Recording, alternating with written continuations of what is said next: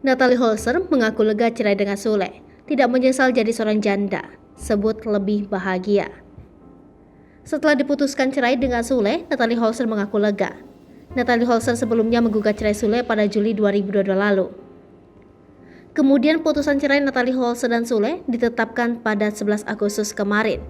Mendengar putusan cerai ternyata membuat Natalie Holzer merasakan lega dengan status jandanya. Hal itu diungkapkan Natalie Holzer saat menjadi bintang tamu di kanal YouTube TS Media. Ia mengungkapkan lebih bahagia usai bercerai dengan Sule. Kendati begitu, Natalie Holzer mengaku sempat mengalami momen terberat ketika bobrok Sule diketahuinya.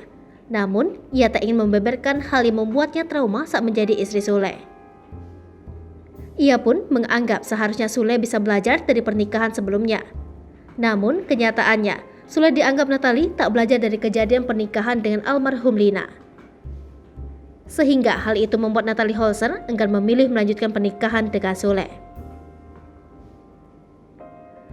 Di lain tempat, saat menjadi bintang tamu Ussy Sulistyawati, Natalie Holzer mengungkapkan banyak belajar saat membangun rumah tangga dengan Sule.